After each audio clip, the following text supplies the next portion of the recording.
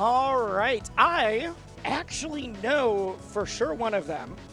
We've got CrimsonGuitarist and Esoterics. I am assuming this is not the same Esoterics that I know, unless he just looks very different right now. But the person on the left, CrimsonGuitarist, is actually a hobby game dev. Oh, so okay. CrimsonGuitarist literally has made his own platform fighter. Has made like very small scale, like not like a giant publication, but like Crimson was telling me about entering. There was a fighting game jam last month. Ooh. Where everyone had 1 month to make a new fighting game, and Crimson was like making a platform fighter for it. That's like, sick. Yeah, that's how I know Crimson, through like streaming content stuff.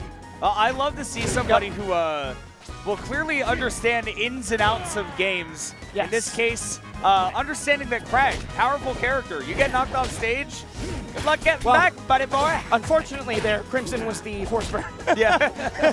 But that's what I'm saying, is that you get knocked off by Kragg, you understand that, you know, you're not making it back. Forsburn, listen, you've got some tricks, but Kragg can cover you. Yeah, I would say we almost saw that pinball off the wall. Okay. Drops down. That is super risky. Oh, I'm very scared. You would not catch me out there. Crimson may have been playing too many games this weekend. They're literally doing a meetup for those game dev, like those game jam things. If you're playing 20 games throughout, you might not be as locked in. You might be will scrambled. see. Yeah. We will see. We will see.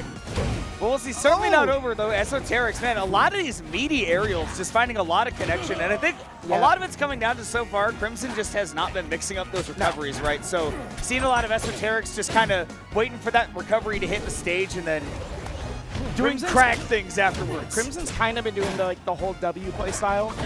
Like, I'm just going to run at you. If it works, it works. And if it doesn't, like, I need to see a little bit more mix-ups in approaches and in, like, dash dance timing. Because he's just running in and then getting stuffed by these big aerials. Yeah. On one hand, if you want to win, you have to be very tricksy. You have to deceive your opponent as Forsburn. On the other hand, respect. Like, you want to go in? Hell yeah, bro. Okay, so I don't know if Crimson knew which one was in, which one was the clone. Ooh, the slow walk out of the. That's cute. Ooh. Yeah, okay, yeah, down there, easy. If you hold in on that forward throw, you deserve everything coming to you. Yeah.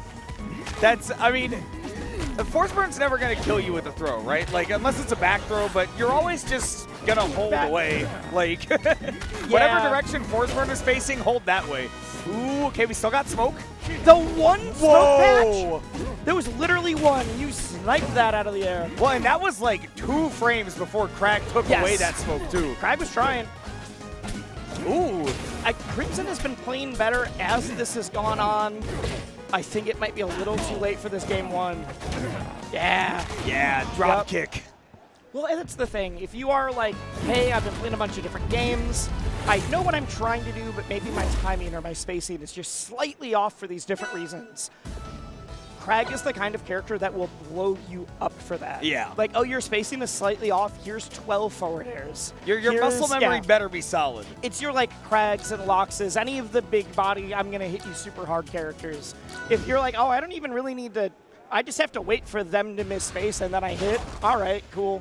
I can put up the big hitbox here and let them run into it. The big characters are so good at capitalizing off of your mistakes. Yeah. Whereas, you know, you've got like a Maple or North Kane, right? They're really good at forcing mistakes. Kragg, on the other hand, I mean, yes, he can force a mistake here and there, I was but gonna say, I'm not going to say he can't. Let's not be Kragg apologists either. But let's just remember, right, that this is a character that, you know, you give him a cookie, he's going to ask for the whole sleeve. Yep. Okay, sour pear. I love Oreos. Yeah. We are not, say, despite this, like, Esoterics isn't edge guarding super well either. There are spots that we could parry or we could do, like, I need to go to ledge first and really prevent this. It's just doing, like, the one step right above Crimson. Mm-hmm. Well, and that's, you know, I think that's kind of what it is that I don't think that Esoterics has been forced to, you know, go off stage and make some big plays where we saw recently there is avenues for that to go very wrong. Yes.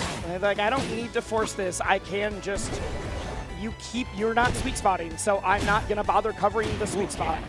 Okay, I like that. We've been going out for that down air off stage. Did not spike hitbox intentionally.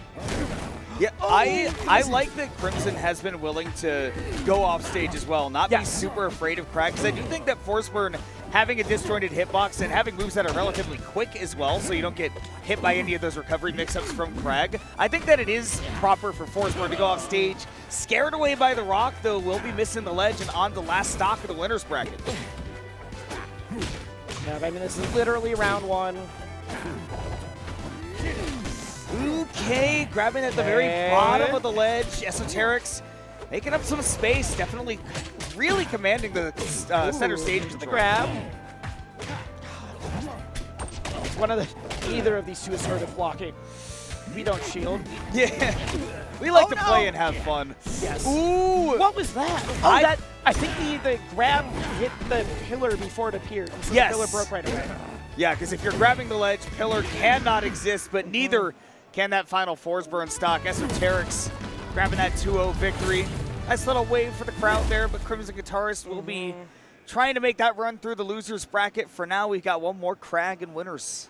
100%. Loving it. Yep. Loving it. I love to see Big Beetle. Here's the thing. If I'm playing the game and I see a Kragg in front of me, I don't love Big Beetle. I hate Big Beetle and I cannot lie, but as a commentator, give me that. This is both the grappler conundrum and the big body conundrum in every game. Doesn't matter if it's a platform fighter, traditional fighter. Everyone hates fighting Zangief. But nobody likes to fight Potemkin. But nobody likes to fight Tager. When a Zangief makes top 8, though, everyone's like, and then I realized, like, the enrichment that you get by engaging with other scenes is wonderful. And to all of you out there who are FGC heads that are watching Rivals 2 right now, shout-outs to you specifically for being here. Shout-outs to you for giving us a shot. We love you. Yep. I wish that we were able to be as eloquent about Syl. I just don't know Syl, but I'm very excited to find out. Well, she's got that champion Galvan skin on, so hopefully she'll be able to live up to it. Game 1 on Ethereum Forest, always a stage that I am very terrified to leave open against Clairen. I'm terrified to leave the stage open against both of these characters, though. To be fair, so I can see this happening. I'm more concerned about, like, as a big body, I really hate to see this stage left open unless I'm, like, you know, locks it on. I think I'm going to run the game. But still right now, she's finally getting her opportunity. Cherry got quite a few hits to get things going, but it's really all going to come down to if Syl can get one hit and then if she can keep everything going. I mean, we were seeing that the scale almost connected into the forward air. We've got the galvanized options. Everything just gets stronger. Ooh, that kill. Cherry. Okay.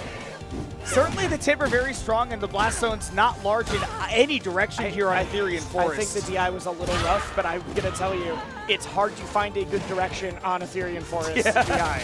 There's not really a lot of great options that you have, and really, that just came down to Cherry throwing on a perfectly timed down strong, knowing that that recovery was going to go straight to the ledge, and Syl now getting another opportunity for herself. I love the slow.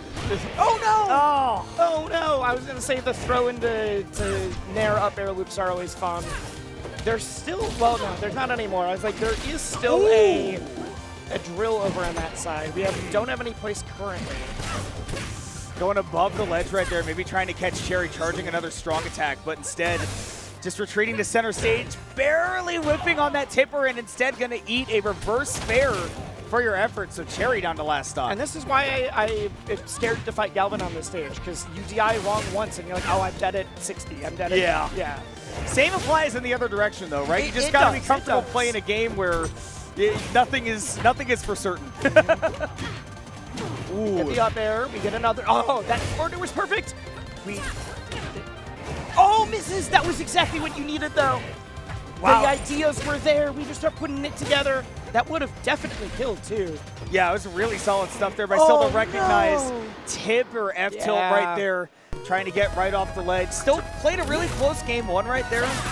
Tip or F tilt, and was definitely holding out, trying to dash away. Yeah, no chance to live on there. Straight to the side there. I'm loving what I'm seeing here, because Syl definitely seems to have a lot of, like, really specific Galvan knowledge, and I love that she's bringing out combos where, like, I don't know if you caught it earlier, but the ideas were 100% there. Yes. I don't know if you caught it earlier, but as the platform was going up on Ethereum Forest, she connected a back air. It canceled the end lag of it. She had less total frames, so she was actually able to true combo it into a grab. That's character knowledge. Yeah. I think there's just a little bit of, like, I got to warm up. It's literally round 1. Maybe it's warm up, maybe it's nerves of being on stream. Gotta get going, yeah.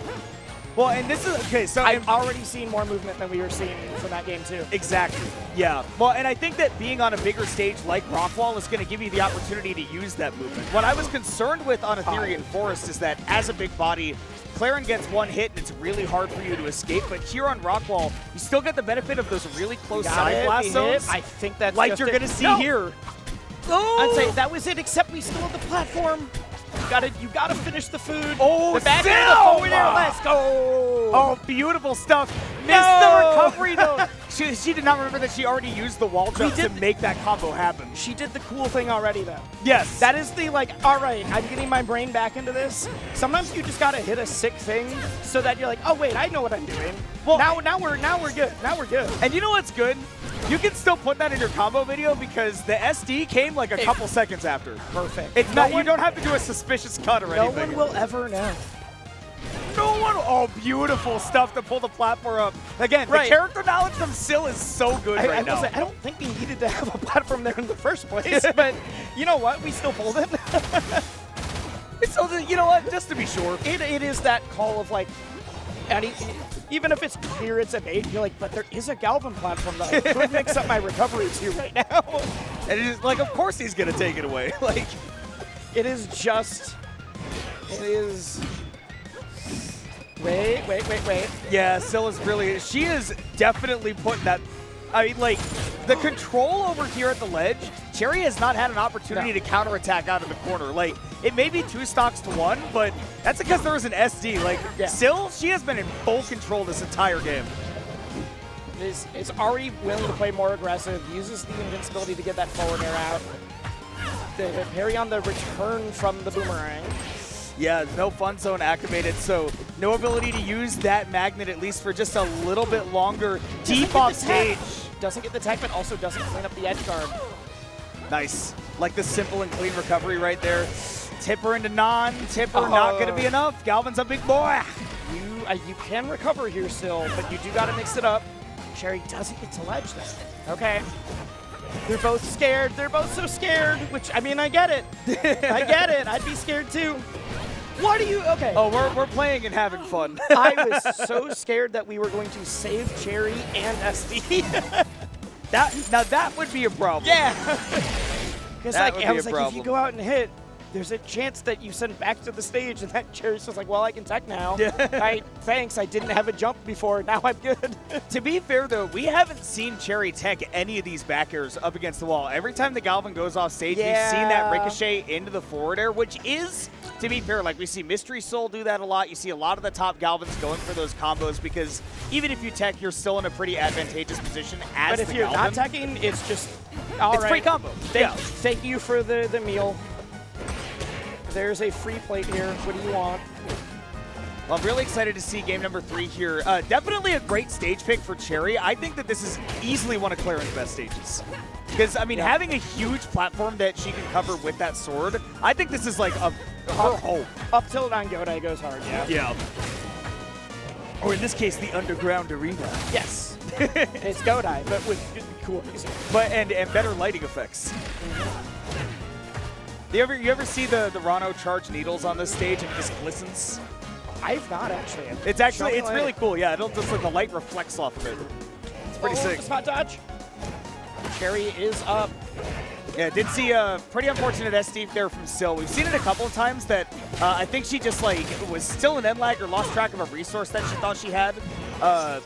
Yeah, Magna gonna get eaten by the no fun zone. All of the ideas are there. It's them both are like trying to figure out how to put a couple things together. It's the consistency of Cherry versus the double. Oh wait, that called out the second jump though. Explosiveness. Yes. Even though we missed that first forward air, we're still able to clean up. 41%'s not that like. There's certain percents where I'm like, ooh, if you get hit one more time, you could just die. This is like, all right. You don't have the lead, but we can still make something happen here. You held out on that, though. Ooh, this is Galvan, though. You have a chance to make that back. It is Galvan. I was scared. Yeah. No, holding out on that, even on non-tip, are really scary. Yes. But now, it's time for Cherry to be scared. Syl is activated. Yeah. You get the forward air. Yo! Tried to catch Cherry recovering low, yeah. We've seen a couple now of either misses the drop zone or jumps too high for the jump. I think Sil is just trying to figure out what that middle ground is. All right, we got the plat. We're back. Sitting in the lead. Gonna need to see a couple adaptations here from Cherry in the end because Sil is definitely outpacing the damage department. I've never seen that before. Okay. I've seen the throw into the neutral air. I've seen throw into up air, lead to the re-grab. I've never seen throw into forward air, lead to re-grab. You learn something new every day. I just saw, I was like, huh, I guess at like 0 that does work, doesn't it? So each day we learn some more. You, like Caillou, are bald, so there is a connection there. Yeah. Oh, Sil, okay, not the final stock, but we do go to final game, final stock now. It's the thing that is in common with every bald person. They're all about learning and growing. That's how you're showing it off with the bald head. That's how you... Woo. Wait a second. Bits aside right now. Cherry's got a huge opportunity for a comeback. Sour up air, sweet up air. It's like big damage, Wisely. Up tilt might have been better, but we did hit the up airs. We're back in disadvantage if we get called out from the back air, but that doesn't happen. We're pressuring the shield. The grab! Tex. Good DI right there by Sil to save round. They're both throwing out some options. We're seeing a lot of whiff grabs suddenly. They know what this means, and that is it. Huge. That is it. That was a great set. That was a great set. Look at the sigh of relief. Woo! Let's go.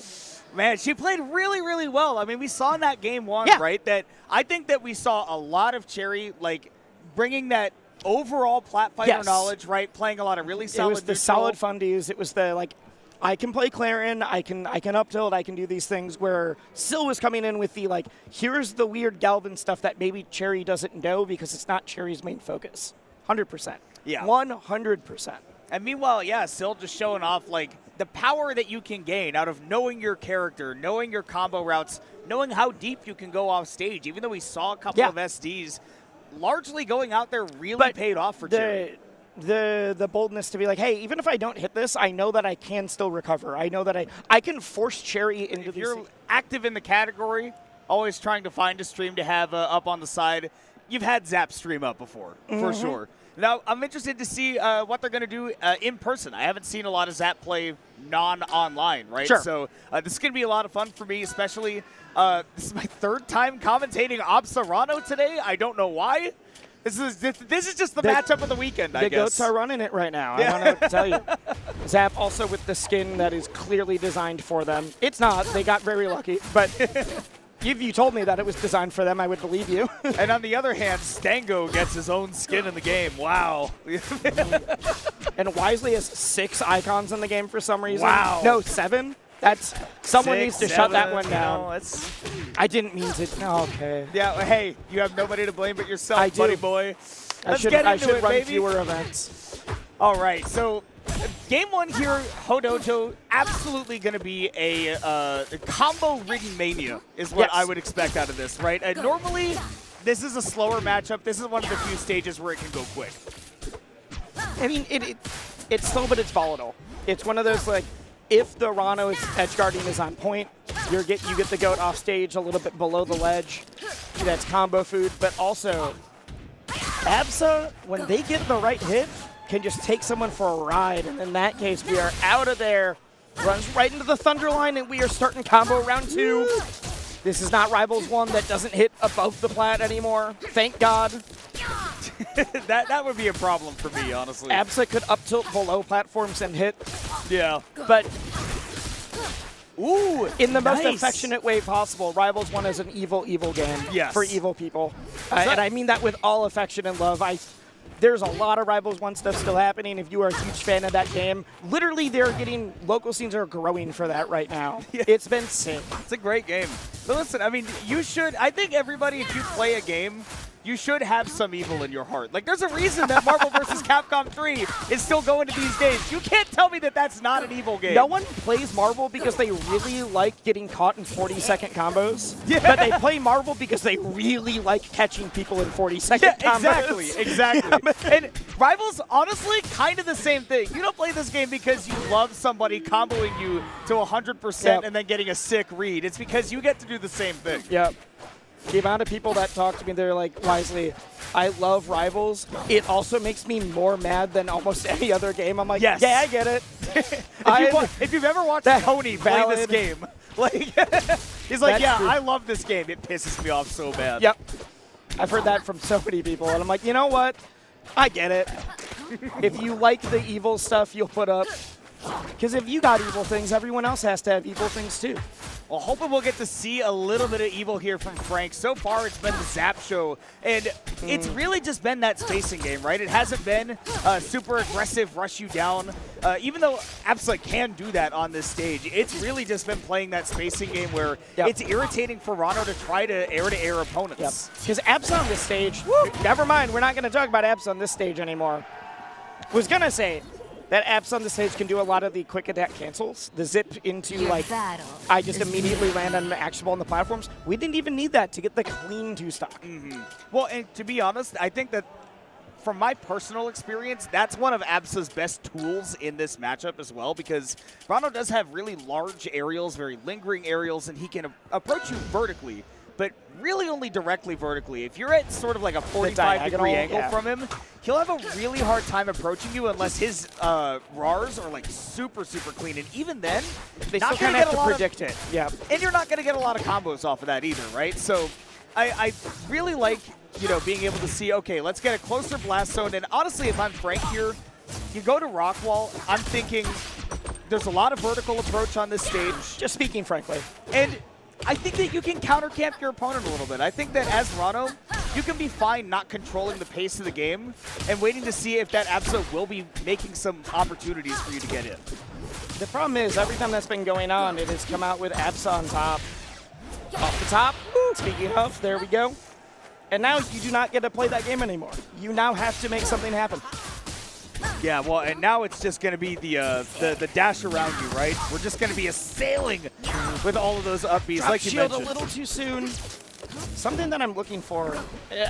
This is a low mid-level Ranno problem. Is that a lot of them, they get good at like edge guarding quickly. That's one of the things they're like. If you look at like the scale, like I feel like at a 3 out of 5 on this thing and a 2 out of 5 on this, but edge guarding I feel solid. Then you throw a character like an Absa at them, and they're like, I do not know how to edge guard this character anymore.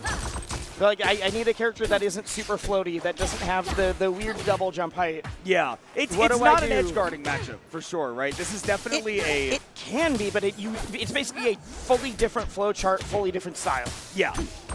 Not the way that you're used to. Like especially the way that Zap is playing, this is how I usually experience this matchup, which is that you just have to be super patient as the Ranno, and Frank is trying really hard to make things happen, right? We're not trying to dodge out of the way of the Absa, and Zap is getting a lot of free opportunities to, like you mentioned, use those zip cancels to really control the pace. There's also now been 4 or 5 times that I've seen Frank shield a multi-hit move and then drop shield like a second too early. It's like, well, there's the down strong, but I got clipped out of it, or there's the forward strong, but I got clipped out of it again. Yeah. And just not finding a way to be able to negate those zip cancels, right? We're not seeing any direct punishes on them. Well, Frank isn't grabbing the ledge between them. Like, when Zap is off stage, Frank hasn't been grabbing the ledge to get, like, an invincible aerial out or anything like that. Ooh. Oh, almost gets the soft down air into the sweet spot, but not quite. Yeah, and just, I mean, not able to get those big punishes, so it really does feel like Zap can just surge ahead and take this one, not intended. It was. Don't lie to the I'll people. be completely honest, it wasn't, but I'll take it. I'm proud that it happened. Okay. I just don't want to take credit where credit is not due, and credit will be going to Zap. They look phenomenal. That was confident. Yes. That was the, like, hey, I know what I need. I know the level I need to play at here. Because there is a thing where, especially people that are, like, mid-level, they're on the come-up, you will expend all of your energy right away. You're like, all right, I'm going to go hard. I'm going to do these crazy mix-ups. And then you get to the next round of bracket, and you're like, I am exhausted. Yeah. I do not have the mental stamina for this. Knowing, like, yeah, I don't need to do anything crazy. Here's the mix-up that this person's struggling with. In this case, Frank wasn't handling the zips through.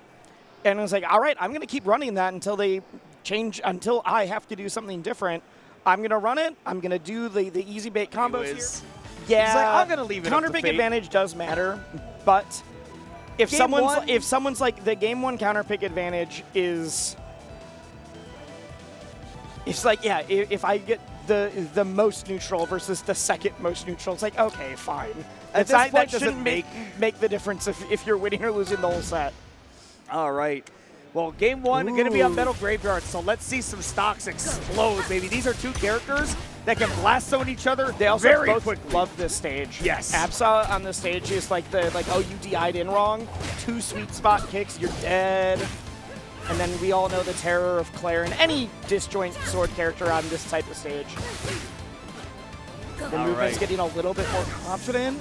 Okay, immediately off the bat, we're seeing those clouds get parried. Didn't see a lot of that in those earlier sets, but You said immediately off the bat, we got 2. 3 for 3 even. Yeah, not a single one of them on stage has gone unpunished. So immediately, Kits already knows that she needs to either start mixing that up or using it less as an option. And see now, instead of trying to pressure the Clairen's shield, NoFro is not even getting that on the shield. Ooh, not going to kill quite yet. This is one of those stages where that DI, even at 100, you get that sweet spot back air and you got to figure out how to get to the corner. I'll try to get out of the corner as well. Triple roll for Kits. Hey, we're scared, but we still clean it up. The See what soft she's hit able to doesn't do. get the drop zone. I want to see if she can mount a really good counterattack right now because NoFro has definitely been in control of the game. You know, he has definitely been just like putting the Absa out to the side of the stage. Don't worry about the rest of it. But now that Kits has an opportunity, I want to see what she can bring. Yeah, we get the dragon. We're just trying to apply the shield pressure. We get the dragon. Me when I play D&D. You know, I've been playing the same D&D campaign for like 5 years, and we still haven't fought a single dragon, and I'm about to sue my DM. You know what? For false advertising. Good stuff, honestly. We didn't even go into any dungeons. We're just playing AMP. We also haven't done dungeons. Bro, you're literally just playing AMP. Right? Well, technically, we're playing Pathfinder. You gotta talk to your M. Because it's not even a DM. There's no dungeon. Nope. We're playing pirates. Okay, that's sick. Yep. Yeah. Yeah, different pirate, but yes. Something we're not going to hear a lot of today. No. Back throw. Oh, he's going to do it. I didn't think that was that high enough percent. Well, that's just like you were saying at the beginning when we saw this stage, is that if you DI wrong against Absa on this stage, your stock's going to be gone way earlier than you thought. Okay. Nice. Good spacing right there by NoFro. And again, saying you are not allowed to put that cloud on me. Something I was seeing a lot from Kits that both I need to see NoFro punish a little bit more, but also Kits to switch it up is Kits is anytime there's like a pressure situation is trying to disengage afterwards. There's times where it's like, hey, they're also going to do that and you can jab or you can shield grab or you can do, and you know, don't usually want to tell people to shield grab more, but there's been a couple of spots I'm like, I think you're respecting Clairen's space too much. In this case, though, NoFro forcing that respect, getting that combo right out of the grab. Kits in a tough spot. It's interesting that we're opting for all the ticking time bombs and not just putting out the clouds to pop later. I wonder if that's just an aversion to the fact that, like, the no fun zone can come out and just kind of eliminate that before it's even a problem. It could be. And honestly, it has been putting NoFro in some... We fell out of that nair so quickly. If Kits can clean this up, this is still anyone's game. Back throw, I think this... Ooh, nice evasion. The snipe. We got one on stage. We're probably going to do that drag down up. Missed it. Missed the ledge jump right there because doing that neutral get up, once you're over that 100%, I mean, it's just going to take so long, right? But Kits does finally clean up that stock, see if she's able to mount a counterattack. But these early percentages have been dominated by NoFro. Yep. Graveyard lights up. We are on to last stock. They are both starting to DI a lot better for, not cheese, but, oh no! Speaking of cheese. 92%. Nothing you could do with DI there either. You got caught by that tipper jab, you are not going to be making it out alive. Oh, as soon as I saw the tipper, the jab, I was like, I think we're in for a rough spot now. Floaty character, not where you want to be for sure. So NoFro grabbing that game one pretty solidly. Kits definitely showed off, I think, like a really good willingness to adapt and not just stick with one game plan. Even the thing that I noted originally about the, like, well, you're dashing back, you're giving up your space maybe too much. It was starting to change in there anyways. Like, we are seeing a lot of back and forth in the game plans from both of them. Like, there, literally, that exact situation, game one, Kits was wave dashing back instead. Yeah. Oh, the pop. We don't get a reversal, though. I think there's a little bit of like a pause of like, wait, can I confirm on this? I'm not sure. The time has passed. One more. Air dodge. We do get ledge again. It's unfortunate that NoFro wasn't able to find the tipper right there. Easily could have changed that whole picture, but instead just has to work with another tech chase. But again, the adaptation there. Kit's pulling out that spot dodge, knowing that NoFro is really just looking for these grab conversions. Yeah. Kits is also looking for the grab, but Kits hasn't been able to really clean up the edge guarding part of this. We're seeing a lot of like back throw, let's make your recovery difficult, but I mean, NoFro's gotten back on stage every single time. And Clairen is like a pretty tough character to contest off of there, but it's more of a ledge trap instead of ledge guard kind of character. Ooh! Like we're seeing those, we get the strong. It's also just one of Absa's strong suits, is being able to like grab ledge, get the invincible back air out. I'm going to use the cloud, I'm going to make things difficult. Fair, yeah. Second hit's going to do it.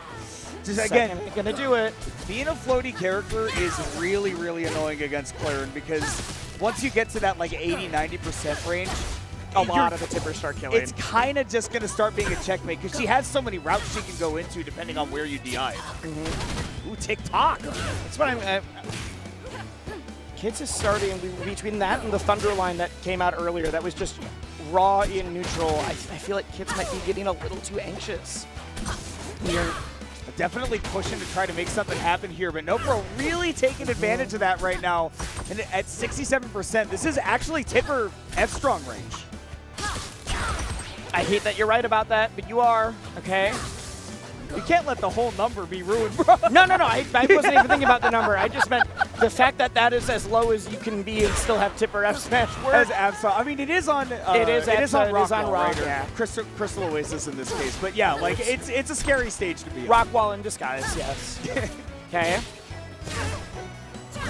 Okay. Oh wow! You just kept charging. Yeah. Which. You know, what are you going to do about it? Kind of like, I'm just going to keep swinging the sword. If you get hit, that's not my fault. You only get so many opportunities to stall as Absa, right? Because you've got the cloud and you can zip down to the ground, but those are both punishable. They are. You do it. They're very great tools, but you do have to mix them up. That's going to kill, though, at 66% after hit. That's what happens when you get hit by the sweet spot, the tipper nair, that deep on that stage. That's the double-edged sword of going to rock wall, right? Like, that is a stage that can be your best friend as Absa, but also you're playing against Clairen. You have to accept it. We're talking about 67% being the danger zone. Try, like, what, 50% at the end there? I mean, when you're that far out, you are, like, millimeters from the blast zone already, and you get hit by the final hit of nair. No shot.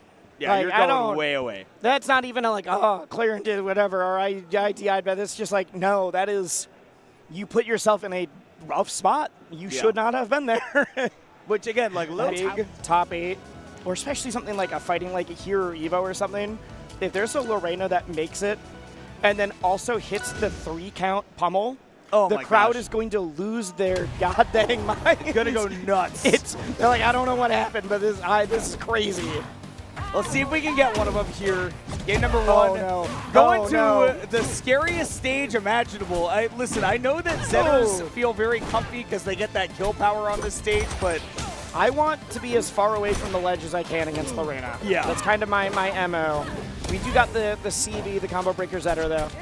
Yes. Rocking the Letterman jacket. Yeah, the Letterman varsity jacket. Yep. Let's see. Yep. Drag in with the chair magnetism. Gonna be Reina's best friend for sure. Outside of that very first combo from Reina, this has been so back and forth. Oh my god, we tried to get the call out, tried to get the dash back. I think if we were on a normal plat, not the swinging one, that may have worked. Good DI going up to the corner instead of too far out. We drop down. Nice. Really great to not overcommit on that. I think that a lot of Reinas would look for going for like a down strong or a dash attack off stage, but knowing at that high a percent that down tilt is all you need, really smart from Misfire. So Crisis at that point just got a little over eager with the side special. It's there. Once the combo game starts, it's very solid. Just sometimes you get a little overeager in, oh my god, in starting it. Okay. I love that idea. So many times opponents will panic and jump away after that situation off stage. Reina loves to go for the up B to reset it, but instead Luna looking to, like, there is quite a bit of matchup knowledge with Reina, but not reacting to these up throws. You gotta be holding in on those. Went right under that down tilt. Perfect spacing. Okay, I'm waiting for a... Ooh, the Wow. spot dodge also gets out again. Like I said, like, Luna so far has been showing off some really, really good Reina matchup knowledge. Like, not getting caught by any of the cheese and really staying away from the wind conditions. Yeah, there's a couple, like, weird situations where if you don't know, you're putting in a world of hurt at 40%. Nice disengage out there. Again, knowing that it seems like Reina should be edge guardable, she's really not. Don't go off stage against this character. Current Reina, yes. And once again, DI'd in means you're going to be taking, or DI'd out rather, so taking a ton of damage right there. Tech chase, yes. Into the instant nair. I think we're in checkmate now. Oh, we missed though. Oh no. Unfortunate. I think that was checkmate. There's a couple spots where if Reina gets that up air super deep, it is a pick your poison. I can react to any type of DI with either up air, forward air, or just let you rock it and die it off like your own volition to the side. Might just not have reacted to it in time. Yeah. I don't know the percents exactly. I need to study my corn cycle a little bit more, but I know that is like the setup for farmers it. Be like, yeah. I need to study my corn cycle a little more. Great disengage there by Luna, but too much end lag. F Strong is going to do it. Misfire says you cannot see me. Say I might need to study the corn cycle more, but Cuban Misfire Crisis certainly has read the Farmer's Almanac. Okay, Jules fail.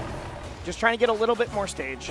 Like, hey, which I honestly, like, there wasn't a lot that I thought was like a huge stage dependent thing, but Reina, especially if Reina's able to get those invincible back airs, those dash attacks, those are like the key to starting what is making her so powerful lately. Yeah. I think that being on a flat stage against Reina is definitely very helpful, especially since Zetterburn can't control that ground game, but the spacing has to be really, really good, and so far, that's what Misfire's actually been controlling really well. Yeah. Well, it's a character that I'm actually much more concerned about, like, the ledge and the proximity towards the blast zone rather than, like, the platforms themselves on stage. Yeah. Wow, and that up strong is going to be enough to take it too. Great option right there from Misfire. Spot dodge as well, almost got an opportunity for an opening. Luna messing up that edge guard. That tech was so deep. I thought the move was going to whiff, let alone get the tech on it. Yeah, I'm shocked that hit anything. There must have been like a weird, like, well, I extended my hitbox because, or the hurtbox because of this animation kind of thing. Okay, shine for a little extra damage. Get that 6% going. Doesn't get anything good off that down air. That is a rough spot for the DI. Honestly, smart to DI out at that point. Barely gets back on stage. Ooh. We all saw what Reina was going for. Yeah. There was nefarious deeds in their heart right there. They wanted to hit some grime. Being a little bit too grimy, getting caught slipping off stage, so Luna able to get on the board here. Cherries in play, which is going to be real scary for Zetterburn trying to maneuver around it. Missed the waveland on the platform. That could prove to be fatal, but Misfire dropping the edge guard. Luna, oh, I thought Luna was bounding to come back for that stock. Okay, Cuban Misfire up 2-1 right now. And there it again. Uh-oh. Oh, no. Oh, no, yeah. you went for it. I could see that coming from a mile away. Including the SD? Including the SD. Okay. I was like, that was the most telegraphed side B of all time. If you saw the player cam, there was some giggling going on. They're like, all right, fine. You know what? I did go for that. You're fine. Well, will you live to regret it? Luna has brought the percentages much, much closer. Once again, gonna emulate some of the other side of the arena. Tekken's going on and the other spots. So we're gonna do some King Giant Swing. Yeah. Giant Swing. They put King Bridge in this game. Mm-hmm. We got just Reina's we got Giant Swing. We can pretend to be Potemkin for a little bit if we get to the third special pummel. Yeah. Just wait. Oh, no! You reach, I teach, baby. F-Strong gonna put a lot more damage on Luna. No DI on that down tilt, but DI on the up strong. One more lease on life. That was really smart, but you gotta clean up the edge guard. We don't get there. Chair saves. Chair blocks the fireball and says, nah, you got one more. Gets clipped by the forward air. Nothing you can do but smile at the end of that. Definitely seemed like Misfire had a handle on that matchup. Again, thought that Luna definitely showed off some comfortability playing against Reina, but Misfire, man, the engagements were just doing a lot of damage. The like percent per neutral opening was clearly in Misfire's direction for that one.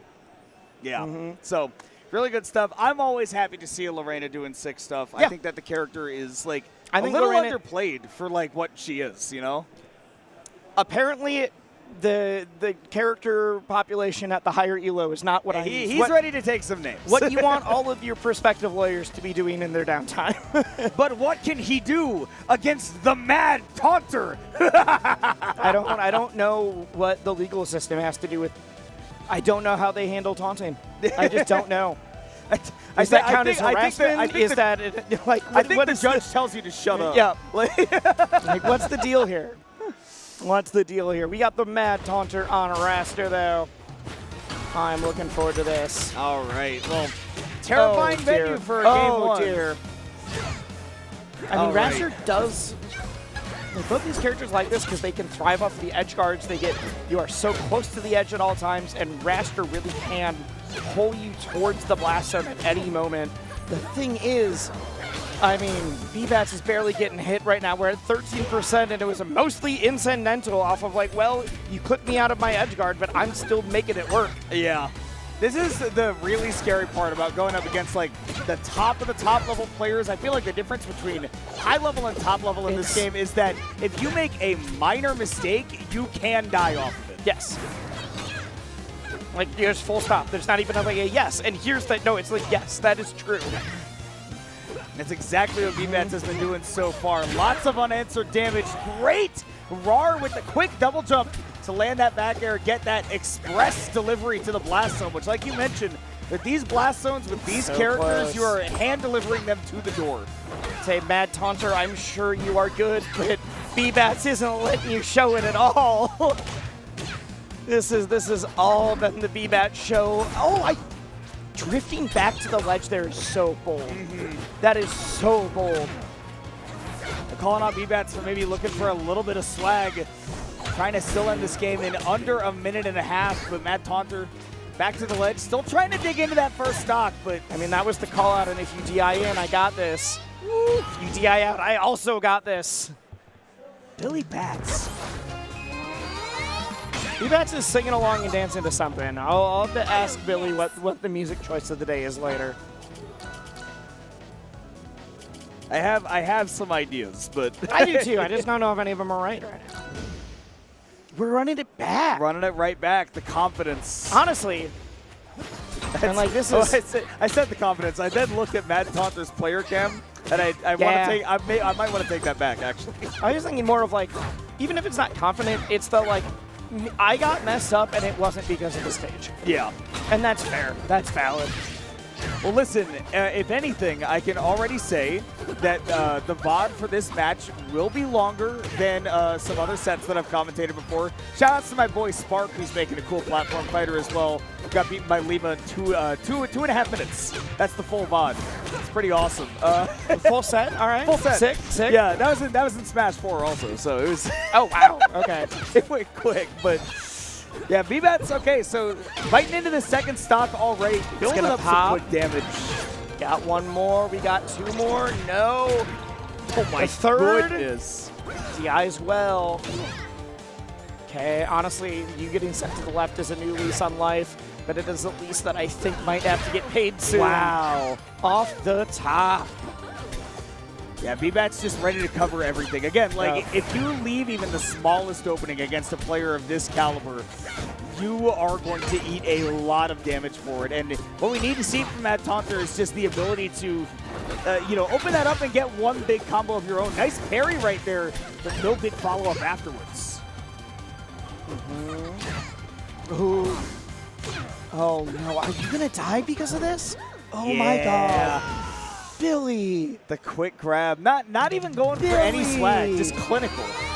I like that more. The swag is cool, but like, there's something about like, yeah, I'm just gonna clean this up. So like, you made one mistake, you're dead. I'm gone. Let's go on to the next set. There's something really stylish with the like, I don't need to do the fancy thing. I'm just gonna clean this up and go next. Treating your opponent with the utmost respect to say, you Yes. know what, I'm not going to go for the swag. I'm not going to try to be silly here. I just want to clean this up. Let's move on. I got to go visit the White Claw Lounge, you know, just let me. The double three, after you get a double three stock and Bbatts is like, it was Olympia when Plup won and didn't realize that there was a prize bonus for it. I was like, yeah, you like also made this, and he's like, I did? I didn't know. I didn't know. That's very Plup. Like, I just wanted to show up and play. Like, there was a. Oh no, that was Genesis that Plup's like, wait, what do you mean there was a bonus? I didn't know that. I think Plup knew for even. All right, baby. Game number 1. Julesvale, our starter. NoFro Matador going to be getting at it. Definitely not the easiest matchup for Reina, but like you were mentioning wisely, Absa can die real quick. It also feels like we're living in like a Reina moment right now. Where Reina kind of went from being a weak character to not only getting buffed, but also people finding certain setups and finding certain, what we are very literally calling checkmates, because this is a, if you get it started, they should die no matter what their option is. Like, it has made Reina a very scary, like whether you're thinking about power levels, the amount of fear that you're putting into your opponent's heart is definitely there. Phenomenal DI to the corner. I think you were going to die at any other angle. They're definitely strong. It was a great call out there by Matador, noticing like, hey, you've already been spot dodging a couple times. Let me show you what's up. The air dodge to get away from that up air. Oh, you saw the rear back. Again. Great tech on the platform. Still living, has La Cia on La Mesa, but I'm just going to stand here to up strong, and you're going to do a bunch of cool movement and then do one too many things. Yeah. That's what that was. We have evened it up, though. Sometimes the Reinas cannot avoid the call of, like, what if I do fun chair things right now instead of just, like, grabbing ledge and getting up. Ooh. Man, the spot dodge has been defining this match so far. There's a really nice tech chase there on that platform, but NoFro really locked into the timing from Matador already. Ooh, okay. That's kind of that call out. You hit the down tilt, and you're like, they're either going to, like, hold out, and then I can get this follow-up. But every once in a while, they'll hold in, and they'll slip past. The Nair doesn't connect. Tries to shield grab, gets hit out of it. Yeah. I love the way that Matador has been using the down B so far. Overall, I don't know what it is about Latinos and Latinas in fighting games and being able to turn into a ball and fly across the screen, but yeah, it's you know, if I had a nickel, I would only have 2 nickels, but it is weird that it happened twice. Ooh, sour spot, but still covering the rest of that recovery, going for the chair routes, but the cloud really will always be there. Blanca Reina skin. it would be very confusing because the ball is the only part. Yeah. It's not like Blanca's not a grappler, but you know, we'll get there. Blanca does have a command grab. Does this make him a grappler? Discuss? No. End of discussion. Having a command grab doesn't make you a grappler. I have had this argument with too many people. So you're a grappler purist, understood.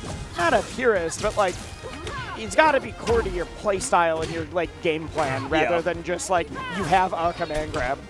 Well, there are times where like obviously Reina is a grappler, but depending on the play style, sometimes she's more of a puppet character than a grappler. The chair's the puppet. It depends on if you're a very chair-heavy Reina, but there are some people that don't be playing like what if Incineroar or Zangief. They're playing what if Rosalina and Luma was a wrestler. Yeah. And in a lot of the stuff I've said that like we've found the new setups and buffs, that is all the grappler-focused stuff. But it is still like your punish game, not your neutral. Another victory for my people. Reina doing it out here for the crowd. Woo. Yeah, I'm the crowd.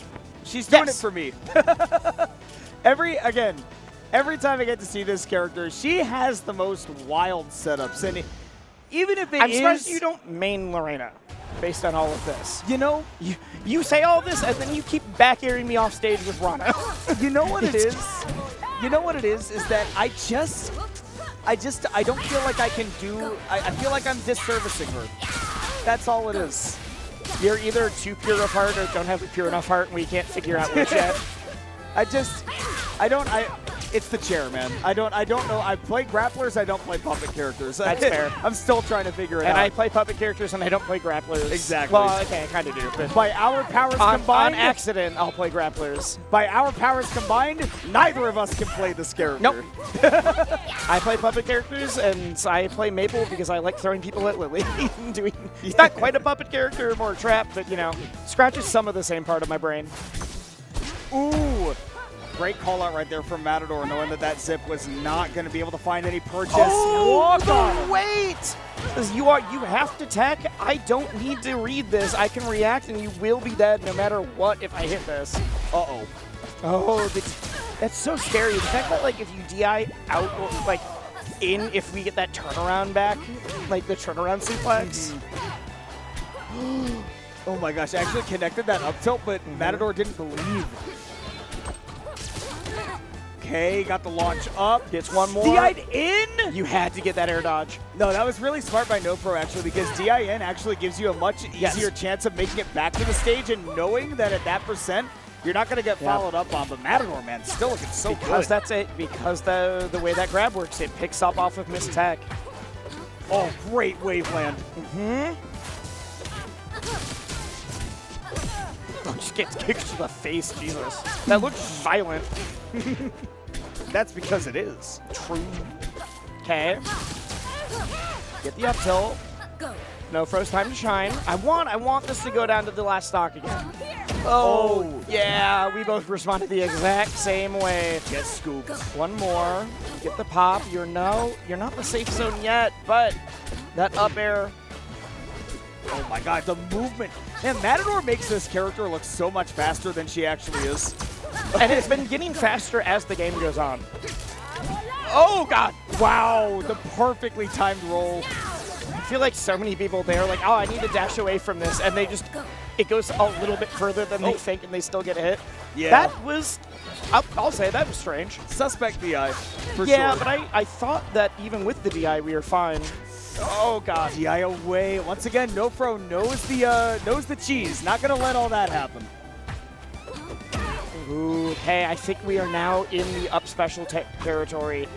Yeah, for sure.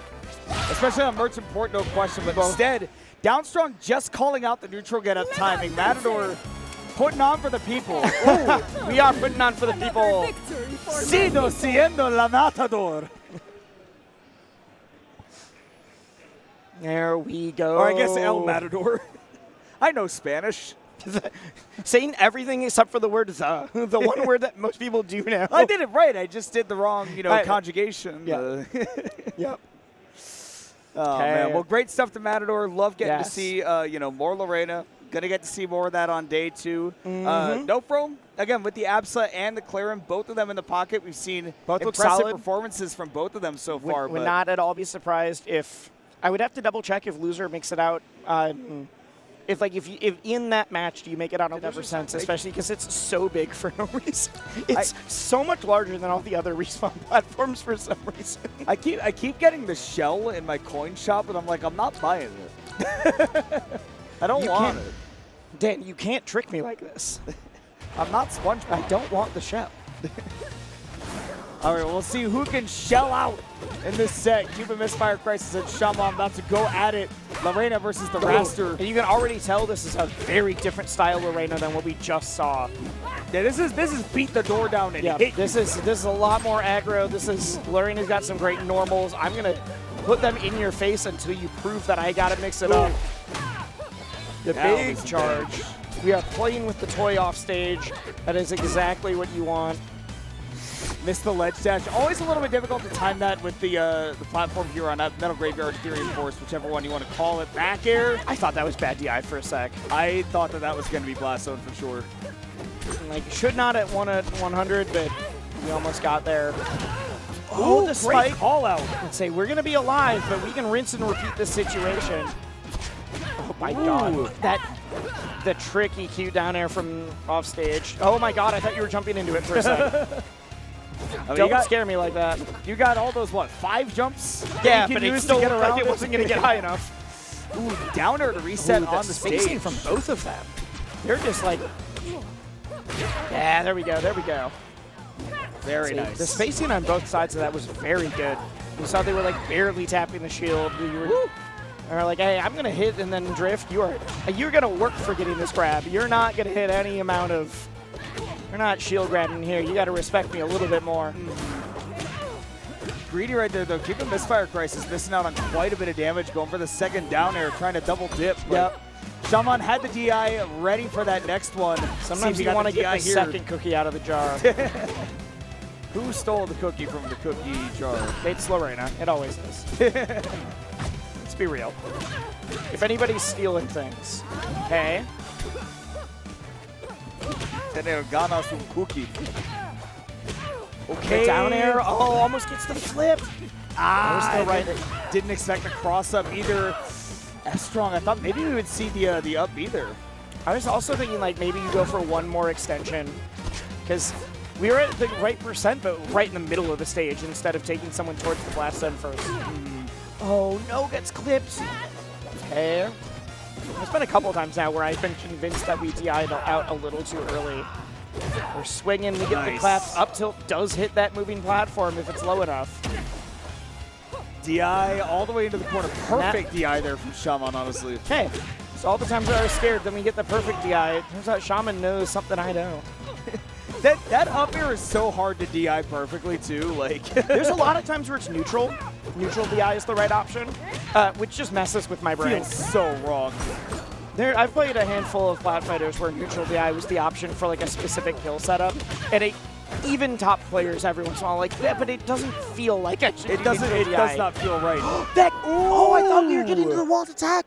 I thought we had one more spot. But a little bit too low getting hit by that. And with that damage, that angle's just sending it deep. I thought we were going to be able to get to the wall to tech, but either we weren't holding in or it was just a little too far out. Man. Shaman, I honestly kind of sneaks that game one by. Yeah. That was so back and forth, but again, I think that it just goes to show that, like, having proper matchup knowledge can carry you so far in this game because not going down to any of the cheese in this game is hard. That's been the definition, I think, for the people playing against Reina and where they haven't had success today. And these are both characters where if you don't have a lot of Wrastor practice, you don't have like an active Wrastor in your region or in your local, it's a character that, like, if you don't know what's going on, you DI wrong twice, it's like, oh, I'm dead already, again. Like, both these characters got some knowledge checks. They can play a straightforward, honest game that is still scary. But if they don't need to play honest, they're not going to play honest. Not a chance. Nope. We're going to test the dishonesty first. You got to call it a knowledge check for a reason. I do got to check. I have tested your dishonesty, and I have found you lying. Yep. I used my polygraph machine. It said, you don't tell the truth, good boy. Oh, got the sweet spot on that, too. Dang. Yep, we could have teched, but I don't think anybody was ready to tech there because who would be? I think we all thought that we were heading out. Ooh, DI in that time, expecting the up throw, and instead, man, Misfire just got like 50% off of that. There was one missed tech with the latest dare caught it. Really, really good stuff right now. Shaman, still though, I mean, never letting this Reina start running away with the game and really not letting the chair be a factor at all. Yeah, it came out to play a couple of times in game one. Okay, we're not getting the down air. That's so smart from Shaman. So many people would see Reina in that position and just try to down strong immediately. Yes. But because of how disjointed, because the arm is fully invincible on that Reina up B, yes, it is. You cannot contest it, and Shaman got that stock because he was locked in. Again, that matchup knowledge saved his life. remember when I found out that the arm is fully invincible, I'm like, oh, this explains so much. Well, they patched that in, too. I know. It wasn't initially like that. That's why I'm like, why am I'm getting grabbed out of like full disjointed moves. What's happening? Hold up Because training it's mode, awesome. hold up the viewer and went, ah, I see. Okay, chair off stage for just a little bit, but at 90%, this just takes any random strong. He's about to say now, he's about to say down tilted to up strong because that's the third time in that game. All 3 stocks got taken by that, and it's all down to the fact that Misfire has just noticed that Shaman's just misspaced a couple of moves, and when all you need is that down tilt, the DI hasn't been there to get away from that up strong. No, I mean, it's hard. The move is fast. So it's not one of those like, oh, I'm reacting to the down tilt. You have to react to being in the situation where the down tilt could happen first. All right, well, we will see if Game 3 goes any differently. Julesville. He called out the movement, but didn't get the punish. A little reverse. Man, I'm so impressed by Shaman's ability to not overcommit. They're both in any playing of these so situations. well. I mean, I feel like that's the Wrastor, like, do or die. So many Wrastors, they'll look impeccable, but then the one time they overcommit, they're dead super early. It's a character that it can reverse and can get reversed at the... Oh my god, that call out! Yeah, that'll be it. 81% purple, but that's what happens when a Reina calls you out that deep, that close to the blast zone. If you're unaware, the further Reina falls from that... Oh wait, we got a second! Nice! We got the first tech, and then I saw the side special start to come out. I'm like, oh, we got a round 2. Yeah. We have a round 2. Okay. Shaman popping off right now, never letting this Reina run away with the game. Like, they're just bodying each other back and forth. Great DI. Man, Shaman is locked in on this matchup. Oh no! We both got some burst horizontal movement. Who's gonna... If you pull the trigger first, you're probably losing in that kind of situation. I thought we'd get like one more down air to get the DI flip, but instead the down strong hits. Oh. You could have held ledge. You could have held ledge. Yeah, let go too early. Was afraid that maybe it would last through and get the hit. I mean, it was very ambiguous. I can say, well, you should have held ledge with perfect, like, 2020 clarity afterwards. In the moment, I get it. Totally get it. And again, goes to show that, again, like, Shaman... He got the chair. Oh, doesn't hit, though.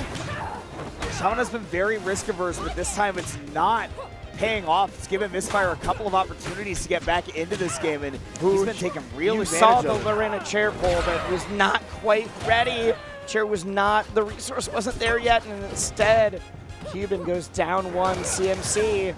Nice. Love the special get up there. Just to mix up that timing.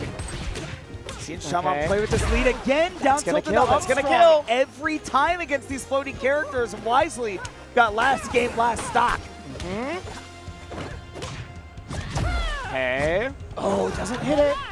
Oh no, things falling apart at the seams for Shaman right now, taking a bunch of damage. Seems like Misfire is really calling out a couple of these habits that we've seen in these early percent scenarios. It's so back and forth, though. They were within 6% on this last stock. Nice. Great Get the down air flip. Gets the tech. We got the read. We just didn't space it. Shaman making great use of the slipstream. You're too deep. No.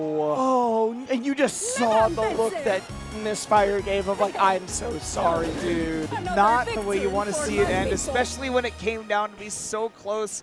Shaman played so well, but was just a little bit afraid of that Reina ledge trapping. And that was literally the only SD the entire set. As soon as we went that low, I was like, wait. I think you could have done the neutral special tornado on up, but you were scared. You were scared about getting called out by the down air, by anything else.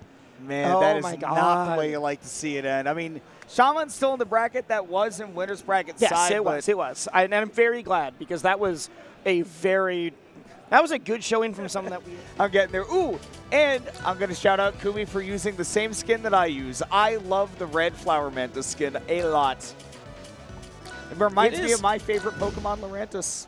It is interesting because you were saying, like, I feel like we don't see a ton of Lorenas at like that level. I'm like, I feel like we see a lot at the like high level. Well, and hey, here we are, getting quite a few of them. We've had like 4 or 5 sets now with Reina and a couple people on twice, but There's always been a new one. This is our third unique Lorena, I believe. Great text, great recoveries right here. And yeah, Vibe gonna learn real early on here where you are and are not. Oh, that dash attack into the nair. Super slick. Yeah. Gotta learn when you are and are not allowed to go for those edge guards. And man, Kumi definitely showing off that the recovery is gonna be immutable. So gonna be up to, if Vibe can get those early KOs, and my goodness, we just might be getting to see it. Vibe's spacing is so good. There was a point there where even it was just like the double, like the 2 hits of fair with the fade out. To like prevent any amount of like, not only could you not shield grab, but also Lorena's forward tilt wasn't going to be able to hit there. And you could see Kumi got antsy afterwards of like, I got to do something to capitalize on you hitting my shield. And he was like, no, you just have to respect me. My spacing was that good. And then there's one small situation in like the crazy fast movement that we're seeing from these players. Well, and especially from Kumi, right? I mentioned it earlier, but gets past one of the invincible down air. And gets the edge guard. No, doesn't clean it up. I will see that chair get reset, just trying to find one of those openings over there in the corner. But Vibe just saying, hey, you know what? I don't feel very threatened by this. I haven't seen those follow-ups just yet, so I'm going to continue to tack on the pressure. Is that going to be a stock just yet? No, because you got that chair available, but Vibe is not going to let you get away so easily. Vibe is phenomenal at those snipes, and one of the ways that you'll see a lot of the setup is these nairs where the final hit of nair is spaced to go right above that ledge or right past that ledge. So it's either going to hit or put them into a weird tech situation. And there's a number of spots where, depending on the DI, you can immediately jump right into that the snipe of the neutral special. All right, I love this patience right here from Kumi. Oh, it's the regrab. I wanted to follow up on what you were saying, but I'm afraid that this Lorena might be dead. Yeah, but man, Vibe's like, hey, we've seen enough Lorena's having a good time. Let me put on a show real quick. Wow. Speaking of a show, my goodness, I didn't even know that the downward ankle of that side B could even do that. That's a new one for me. Okay. Scoops, yes. Sometimes you just get yoinked off the... You're like, you were right above the stage, but yeah, we can just grab through food. Sure. The jab. Oh, great DI away by Kumi. Didn't look like a lot, but it was just enough. Ooh, called out the empty wave dash into the corner and still not going to get a follow-up. Man, the DI from Vibe on these throws has been immaculate, but Kumi even better with the follow-ups. Good. Bye. Sit on him. And that is one of those spots. It's like, it doesn't matter. You were going to be dead at 40, 60% to that dash attack if you're too far out. One more lease on life. Yeah. And it does not matter. That didn't even need to be a tipper. That was... You got that lease on life, but the loan is coming due. And they're asking you to pay up. Vibe said, hey, I made top 8 last time. I gotta do some work. I gotta get back there again. I'm getting collect calls that I am ignoring. Yeah. All right, so the switch off of the Lorena. Not feeling too good about how that matchup was going, so going to be switching it on up to the Maple. Got the Sly! See, I thought that Kumi played a couple characters, so I was not fully sure when I saw the Lorena. I wonder if this must be the main before the Ant Queen Before came out. Lorena, yeah. I would imagine, and this is definitely a very doable matchup. I really enjoy that this is a matchup as Maple where you don't have to try to edgeguard Clairen. Famously a very difficult thing to do outside of like a couple of particular characters, and now you can just kind of dominate that on-stage game. Sure. Yeah, I mean, I think at the top level you do still have to be hitting your edge guards, but it's not the do or die. You can compete a little bit more on stage and neutral. As you get the full charge, okay, but we threatened it. Honestly, I feel like Vibe is actually looking more comfortable against the Clairen, or sorry, more comfortable against the Maple. So far, so good. Yeah, not really as afraid, right, of just what can happen instantly if you make one mistake. And yeah, Kumi just hasn't been able to create those huge openings. Even that up throw right there only leading to a couple of hits. Yeah, I mean, we were talking about how scary Lorena can be with certain knowledge checks and checkmate setups, which we saw. We saw like that, the following dash attack hit at 60% and die. We've seen some of the checkmates. But now Vibe is playing like, hey, I don't even need to worry about those anymore. The Ferret might have some knowledge checks, but I know all of them already. I've been playing against this character for so long. This is that forward air, and now you're getting reversed. Nice. Okay. All right. Chucked into the corner. Vibe not going for any KOs real quick because you know that you still got follow-ups right now. I mean, this went from Vibe looking very in control. The last game came down to the wire, but there's a little bit of thievery going on. Where now this is just Vibe being like, oh yeah, a Maple? I know what I'm doing. Yeah. Definitely, again, like I you know said. what I'm doing. Like you said, looks way more comfortable. Even if I do think, in theory, this matchup is probably better than Lorena. I didn't watch Vibe and think he looked uncomfortable in the last one, but this is like another level of like, oh, you are not even pausing to think about this anymore. I know what's going on. I'm not seeing any unfamiliar scenarios. Yeah, Vibe definitely looking real solid. Going deep off stage and still going. My God. We have seen individual stocks come and go, and it just felt like Vibe has put on the exact same pressure the entire time. There's different spacings, different beats, but it has just been one after another. The hits keep coming. And at this point, Kumi is now just trying to make it work. Okay, got one on the board. You can put it on the board, yes.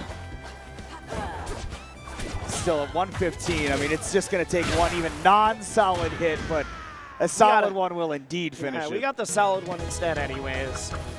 Vibe putting on a show, which is exactly why he's supposed to do so well in this bracket. Yeah, one of the top seeds for a damn good reason. This is one of the premier Clairens out there doing it and showing you exactly why. Yep. Loving it. Yeah, so get to see more Vibe, get to see some more good Clairen action ahead of us. Hopefully we'll get to see more Kumi ahead of time. And again, I'm loving some Lorena. I thought that Lorena was schmoovin' too. Just kind of seemed like a tough matchup for it. But Kumi, I think you should keep playing the Lorena in losers. I think so. I think that's the method. I think it looked real dang solid. But nonetheless, Vibe going to be moving on. By the way, I want an alternate skin for this with a wooden bat. So that makes different noises. On the tipper you get the ting because it's an aluminum bat. But I want to hear the puck. Yep. Having an alternate palette that still has different sounds would be very funny. Guys, I need you to make this and put way more effort into a palette than you usually do. Listen, it's just my dream. Yep. If I had the thousands of dollars to contribute to the Kickstarter, I wouldn't have given a third fleet skin. But that's just my opinion. All right, game number one. Going on to the, this is technically not called Air Armada anymore, right? This is something, but I'm suddenly blanking. And so Armada Battleship, I think? Well, but... Oh my goodness, are you dead? I believed for a second. Wow, okay. Phug, you off to a hot start, buddy boy. I told you. I told you. Listen, I believed you. I just needed to see it. The problem is that our local is very difficult because we have Landon for a while. We had Vega, we have Hunter, we have Francois that are all at the same local. And so Phug will frequently be like, yeah, I keep getting like 5th or whatever. I'm like, you do realize you're getting 5th to like some very, very good players. Like, this is what would happen. This is what would happen in Smash Ultimate back in Dallas. Is that if you know Burr, great, phenomenal TO, great guy, really good player. Yep. But you know, you go up against like Lima and Grayson, like just really, really good players every week, and it's like this is maybe the best TO player in the entire country. And yet, but Phug definitely showing off that maybe that title is going to belong to him in Rivals because he is looking solid. Unfortunately, it doesn't. That title belongs to Cuban. Oh, that's true. That's my TO, by the way. Oh, okay. that's my guy. Unfortunately, when I'm like, hey, Phug, if you want to be the best TO and player in the country, you got to be able to beat Kusi. Beat Marlon in a set. I'm like, dude, I mean, Cuban at Collision got, what, like top 8, right? Or was really close, or got not because it lost to Ant to try to make it in. Man, dude, I love Cuban so much. That's my goat. Ooh. Getting out of there. Ooh, great patience there by Phug. Okay, let's see. Wow, no. I guess HundoP probably lost the double jump in there somewhere. I didn't realize it. Yeah. You know, you double jump into the forward air, you don't realize that you were hitting the button. It happens. Or you realize and you're like, oh no, I have to watch my character fall all the way down now. Yeah. Just, oh, well, yeah, goodbye. You're like, all right, fine. All right, well, quick game number 1 win for Phug. We're going to Tempest Peak here for game number 2. So trying to open up those wide platforms for Clairen to dominate with that sword. And this should be the match to make it out on loser side in the pool. So this is a do or die moment for HundoP right now. Oh, well, no. it's a do or die moment, and he died. Unfortunately, and there's that command grab number 1. Let's see if we can get a number 2. That is the, you like to shield stop, basically. Yeah. Here's my read. Ooh, my To be goodness. fair, I also have a bad shield habit, so maybe that's why I notice it, because I get hit by it a lot. Air dodge was trying to find a waveland. Instead, just going to be hovering in the air next to that Kragg, and Hundo going to be taking a lot of damage for his troubles. There, calls out with fade back. We dash back, we down strong. Brutal DI too, yeah. Phug definitely looking really well set up. Can I be honest, Wisely? I thought that was going to set up for a cube check. I was waiting for it. There's Speaking number of 2. which, And I don't think we're going to have time for a third unless it's off stage. no, here we go. Oh my God. I told you, there's evil in this man's heart. I love him. I'm cheering for him, but there is evil. Listen, sometimes you got to root for the villain. Okay. Yeah. HundoP trying to carry it for the heroes. Still eating a ton of damage. And you know that Hundo, you got to be looking out for that cheese because Phug wants something stupid to end this. Let's see. How do you, as Phug's friend, yes, do you want Phug to go for something stupid or to just win? I don't think there's a difference. There's only one way that Phug knows how to play. Yeah. There's been times where I'm like, I almost made a comeback there, and it's just because you went for dumb stuff for a bit, but you did win, and it did work just like that reverse forward air. No problem. That's how you go. We'll see Phug on day 2. Both the players are smiling. We're all laughing. We're having a good time. Got one of those sick combo breaker commemorative hoodies. Yeah. You can get one online if you are not in the venue. You can also get one in the venue if you are in the venue. Yeah. I have one of the back at the hotel. I've got one of the hockey jerseys now. Grab one. Darn it, they keep hiring me for commentary, and I keep spending my commentary money on merch. Because it slaps, it's also good. I'm gonna be hitting up that merch booth after this vlog. You should go right away because they are already selling out of stuff. I know. I know. I made that mistake last time. Yeah.